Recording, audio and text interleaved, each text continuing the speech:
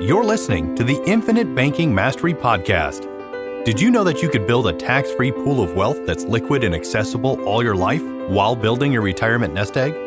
Gain full control of your financial future and stop relying on the government and banks. The wealthy have already discovered this wealth-building secret. Now it's your turn to get financially secure without following the conventional wisdom that keeps you in debt to banks. Now here's your host, Valerie LaRoque. Hello, everybody. Welcome back to the Infinite Banking Mastery Podcast. Hope you're doing great. I also hope that you can't hear all of the loud lawnmowers and such that are going on outside of my window by neighbors. People are out there doing their yard work because it's beautiful here in Washington. Everybody's excited. So hopefully it's not too loud while I give this podcast. But today I wanted to talk about retirement income. The different streams you can have in your retirement income later on when you're ready to leave that workplace or start up a passive income. And just, I want to make sure people are thinking about the tax implications, like what kind of taxation will you have with these different types of income? Because a lot of people, I think, are so focused on just building up that retirement income and the more common ways that everybody kind of knows about, like, the regular IRAs, 401ks, things like that, and aren't thinking so much about the risk of the taxation. Like, what are you actually going to be able to keep from those accounts once they are taxed? So I thought I would go into this topic and just kind of go over the different types of income. That's where we'll start. Again, I mentioned before, pension income. A lot of you don't have pension income because that's a dying thing. Not a lot of companies have pensions anymore. But for those of you who do, pensions are awesome. It's a great source of retirement income. It definitely provides a steady stream of income and will provide income through your life and if you elect a spouse, and also through your spouse's life. So it will pay through two lives. What pensions are super great for is that they will be guaranteed to pay income through your life and through your spouse's life if you choose to add your spouse. And so that guarantee that you cannot outlive that income, that's what's super awesome about pensions. Now, when you're receiving that pension income in your retirement years, that income will be taxable just like your income in your working years. So there's not going to be any change there. It's going to be taxed just exactly the same. And in some states, you have state income tax, and in some states, you don't. But before I go any further, I just want to say, because this is always important for me to state, is that I am not a CPA. I am not a tax attorney. For any specific tax questions or anything like that, you would want to see a tax professional. For anything like that, I'm kind of just giving a high-level overview just to kind of get your wheels turning and thinking about how your money will be taxed when you're in your retirement years, the money and the resources you've been saving up for those passive income years. The next type of income I'll go over is just Social Security income. Now, there's a lot of talk right now about Social Security income and concerns about it. Before President Trump went into office, I know there was talk of having to maybe reduce current Social Security income to people who were currently receiving it, maybe down about 25% or so. I don't have the 100% facts on that, but I know they were talking about maybe having to reduce it, which hopefully wouldn't happen for many of those people who depend heavily on that Social Security. But if Social Security were to continue as is, like it is now, of course, that's just like it acts like another pension. It's very much like a pension. It will continue paying until you pass away. And if your spouse passes away before you basically get the higher of the two Social Security incomes. They're adding on the difference onto yours, but it's basically that you will end up with the higher of the two. But that's something to keep in mind too, is that a lot of times couples are preparing and thinking about their future and the two Social Security incomes. But when one passes away, then that's one Social Security income gone. So you want to make sure you're thinking about what you would do in that situation. And that's, of course, where life insurance would come in handy. If you're losing one Social Security payment, at least you have your life insurance to help the surviving spouse. Now, those of you that are getting close to Social Security or maybe just have an understanding of it in general, you know that you can take Social Security early at age 62. Your benefits will be permanently reduced if you do so. You will receive your full retirement benefits at full retirement age, which will depend on what year you were born. somewhere between age 66 and 67. Or you can also refrain from taking your Social Security at full retirement age. Your Social Security will then grow by 8% per year until you reach age 70. So that's one way to make sure you'll have a higher payment in your retirement years. A lot of people, of course, don't want to wait that long or need to turn it on because that's their main source of retirement income. But I just thought that I would mention that. Also, it is possible for up to 85% of your Social Security benefits to be subject to federal income tax if your combined income exceeds certain thresholds. Just depends. Now, thinking about retirement accounts such as 401ks, IRAs, Roth IRAs, and annuities, they all allow you to accumulate your wealth tax deferred until you begin withdrawing funds. Accounts such as 401ks and IRAs and 403bs, accounts like that, they will be taxable at your ordinary income tax rate when you retire. So whatever income tax brackets you're in, you're going to be taxed accordingly when you start taking withdrawals from those accounts. Just like your paycheck, whatever you bring home with your paycheck or with your income right now, your current income, it's going to be taxed in the same way once you retire. And that's one thing that I've mentioned multiple times in this podcast. A concern to me is having a lot of your savings dollars in these tax-deferred accounts that will be taxable later on because we don't know what those tax rates are going to be. We just know we have a lot of debt as a nation and we have a lot of things that we're paying for. I know that there's some restructuring going on right now that a lot of people are upset about. But that still is, we still have a lot to pay for. We still have a lot of debt. And so the only way the government makes money is to tax us. And so in addition to the volatility of the market that you endure in these accounts, you also have the tax rate risk because we don't know what your tax rate's going to be later. And it could end up being higher than it was when you were working. And so if your tax rate ends up being higher, then you would end up paying more in taxes at that later time than you would had you just paid the tax and put the money in something else that isn't tax deferred. Keep in mind, too, that with these types of accounts, you will have RMDs, which are required minimum distributions. They have pushed that age up to age 73 now, so you wouldn't be required to take distributions until age 73, but then you're required to take a certain amount. There's a calculation the government requires you to take each year to spend it down, to start spending it down. You know, they've been waiting a long time for that tax money. They need you to start spending it, withdrawing it so that they can have their tax money. The RMD penalty used to be 50%. They've brought that down to 25%. Super nice of them. And possibly maybe even down to 10% if your RMD is, if you missed it, you didn't take it, and you correct it within 2 years, it's possible to get that penalty down.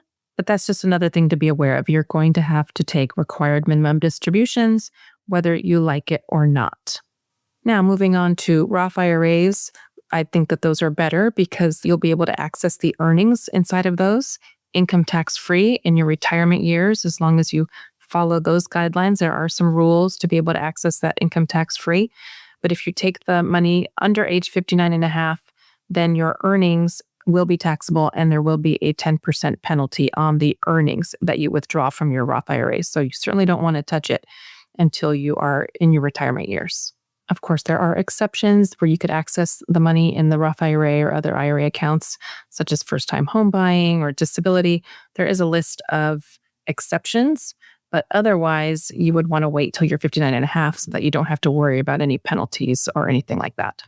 Although there is also a rule where you would want to have your Roth IRA account open for at least 5 years before you make any withdrawals of any earnings so that they're not taxable. So you'd want to make sure you look into any rules before you take distributions from those accounts. I'm just kind of giving a very high level overview. Moving on to annuities. I talked about this recently. Annuities provide a guaranteed income stream, much like a pension or Social Security, which is obviously can be very attractive for retirees that are seeking that financial stability, because it's great to be able to have an income that you can depend on, that you know will be there every month, and that is guaranteed to outlive you. Your annuity can be taxed as ordinary income, or it could be partially excluded from taxes. It just depends on how you funded the annuity, with what dollars. Did you roll like an IRA into it? Then it will be fully taxable when it's time to take the money. Or did you roll a Roth IRA? Or maybe you just started it with your own dollars. So there are some different scenarios on how that will be taxed. You also could have income from rentals, rental properties, which would be a part of your gross income, or any income from investments in the market might be taxable as ordinary income, or could be taxable as long-term gains, which is a more favorable tax rate. Many retirees will actually have to keep working, do some sort of part-time work. Just keep in mind that this could cause Social Security benefits to be taxable. So ultimately, just about everything will be taxed in some way when you're pulling that income in your retirement years. The only two ways where you will receive income tax-free or your withdrawals will be tax-free are from Roth IRA or life insurance. And of course, just to say again, there are some rules for making sure your earnings come out of your Roth IRA income tax-free. And when I say withdrawals from your life insurance policy, there are certain ways we're withdrawing that money to be able to ensure you can receive it income tax-free throughout your life. But that's why I'm such a big proponent for having diversified your money in such a way that you will have access to an account that will be income tax-free in your retirement, because mostly everything else will be taxable and taxable at your current rate, whatever that is at your retirement age at that future time. Also, another thing I thought I'd mention, you could also do a Roth conversion, that is converting a regular IRA or funds from a 401k to an IRA, and then you can move it to a Roth IRA. You can convert that to kind of take care of some of that tax liability. Right now, while the majority of our industry feel that taxes are on sale, you'd have to pay those taxes now, but you just want to be aware and be cognizant of the fact that moving a lot of that or converting a lot of it at one time could cause you to go into another tax bracket, which might cause you to have higher taxes on that money when you're rolling it over into a Roth IRA. Also, you're going to want to use outside dollars to pay those taxes. Otherwise, the money that you use within your current IRA to pay taxes would have the 10% penalty applied, unless you're over age 59 and a half. So if you have those outside accounts, those tax-deferred IRAs or 401ks, combining withdrawals from those taxable accounts with tax-free accounts can optimize your tax situation. And that's where life insurance policies, they come in handy, because now you can pull out less from your taxable account to keep your tax rate low, and then subsidize that with some money from a tax-free account. If you have that tax-free pool of cash, it can only help you. It gives more options. If your market accounts happen to be down in that year and you need to pull income, you can switch over and pull income from your life insurance instead, so that you don't have to cause your market account to tank even further or even faster. Being able to access policy cash values, whether in retirement or all throughout your life while you're building your wealth, is a solid win. Having an account that comes with guaranteed growth, dividends, all sorts of other benefits, an account where you can use to finance the things you need all throughout your life, access income tax-free all of your life, and in retirement, use the funds, pay it back, recycle that money over and over and over, and then just use it again in retirement, while having complete control of any loans all throughout your life. So you can choose how you're going to pay it back all at once, over time, interest only. Of course, we will always tell you to pay yourself back with interest, but you do have complete control. What could be better? And this is why this is the primary location of where I store all of my savings dollars, whether for emergency savings, for vacation, savings for other things that I plan to do in the future, for children's college, for retirement. I use my IBC accounts, my whole life policies rather, for all types of saving. And whether you feel you should do the same or not, I would just suggest that you don't have all of your retirement savings in fully taxable accounts if you can help it. You may have already built it up to that point, and maybe you're already close to retiring and that's just already what you have. But if you're still building, I would say try to diversify it some more and have some accounts where you can access money income tax-free. We don't know where Uncle Sam will move the tax rates next, and we don't want to be trapped with a whole bunch of our money in accounts where we have no say over how much we're going to have to pay in taxes. And you may think you're going to be able to pull a certain income stream or distribution from those accounts, and then all of a sudden Uncle Sam raises your tax rate, and now you're going to have to take less, and you're no longer working, and it can be very detrimental to your retirement years. So again, I'll just say I am not a tax professional. I just wanted to share some of this information to help you think it through when it comes to your own planning for your own future.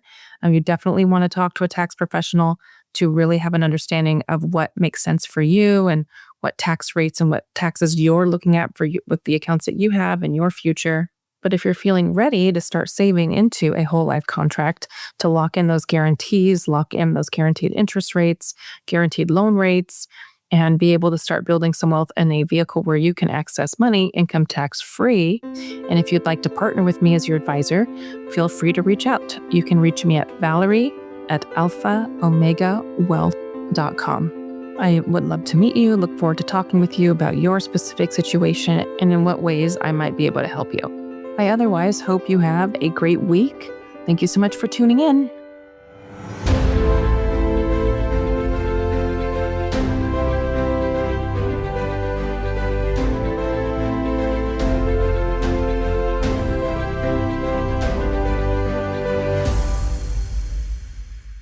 This is thepodcastfactory.com.